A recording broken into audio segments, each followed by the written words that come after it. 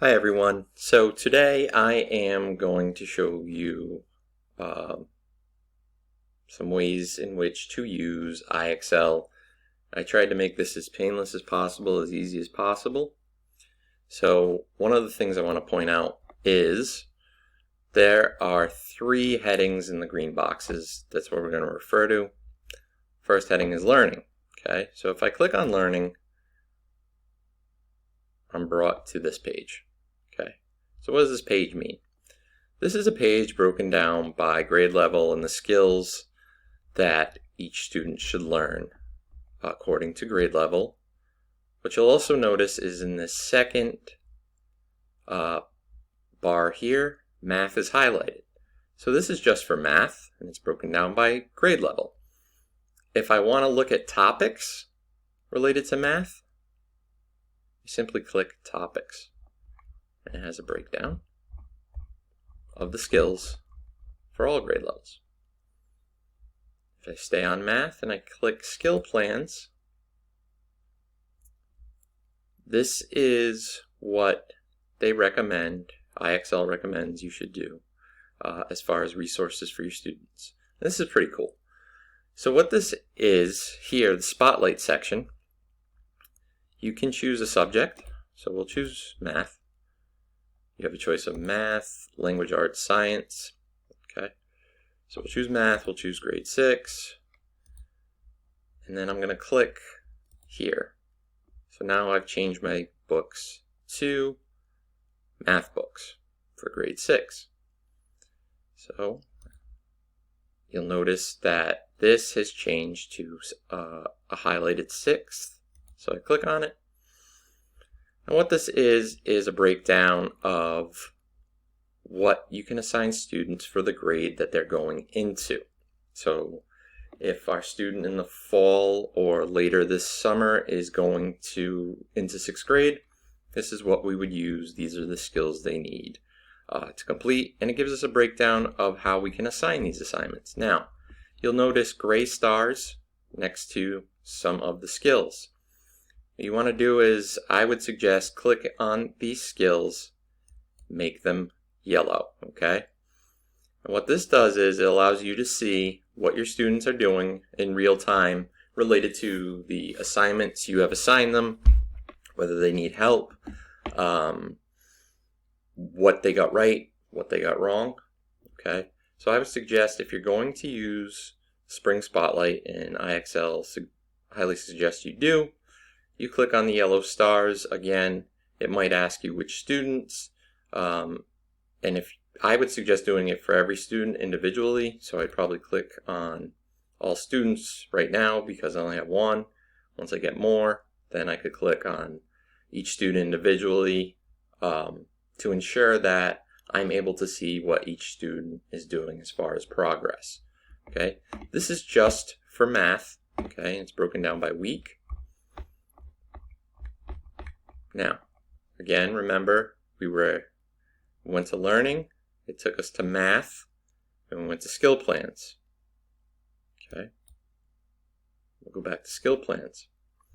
So here is what IXL Spotlight is what they suggest we use for the grades students are going into, and for which subjects. Again, subjects are up here, grade levels are here.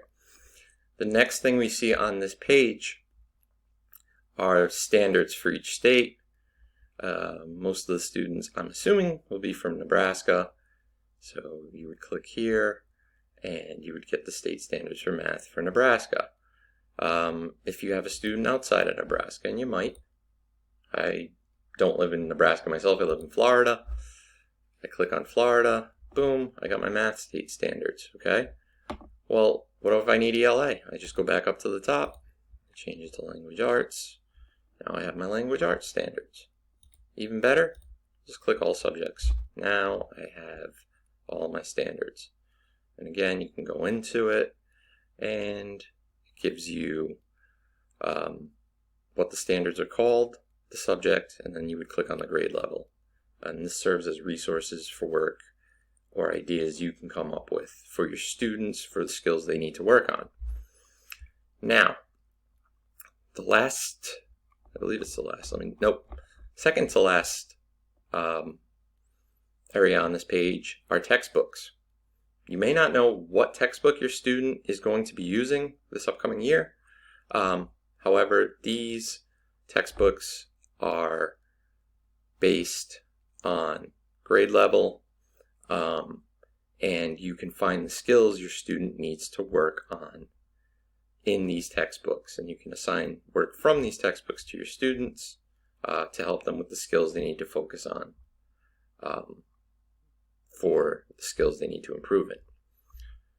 Additionally, on this last page, after I scroll through all of our resources here, there is a nice test prep page that your students may benefit from.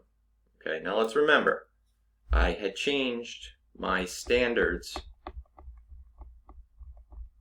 to Florida. Okay, what do I get when I go down to this test prep section? I get the Florida State Test Assessment Prep. If I were to change it back up here, and I change this back to Nebraska, let's see. Okay, scroll down back to my test prep section at the bottom. Notice I now have the Nebraska State Prep Test. Okay, this is also beneficial for students you may have who will be taking the SAT, PSAT, or ACT test soon, as well as the WIDA Access Test for ELA students. ELL students. Okay, so that is what happens when we go to learning and we click just learning. We will get the grade level, subject areas clicked.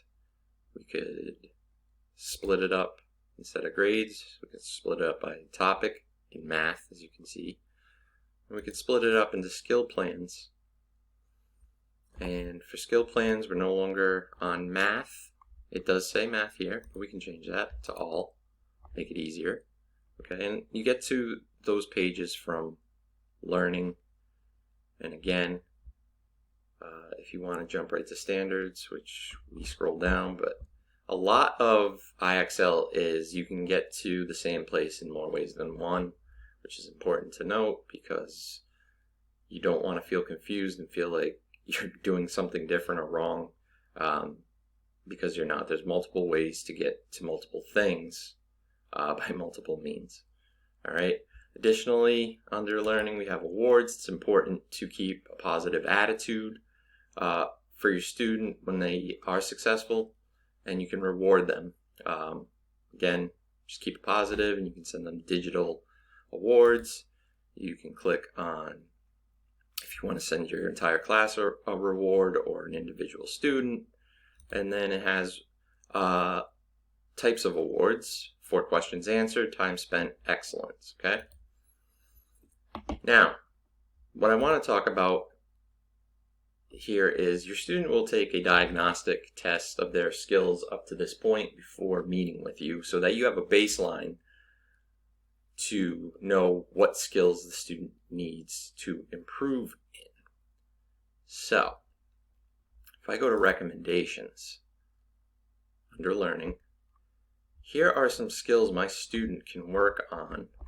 And let's see if anything is checked. Okay, I have my student here. If I wanted to change it, again, right now I only have one student, so it's only going to show me one student. But if I wanted to do a different student and I had, say, 2 or 3 students, I could change this.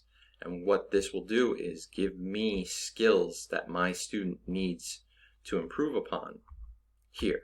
Okay, and then I can assign this work for the student to complete and work with them on the skills that they need improvement in.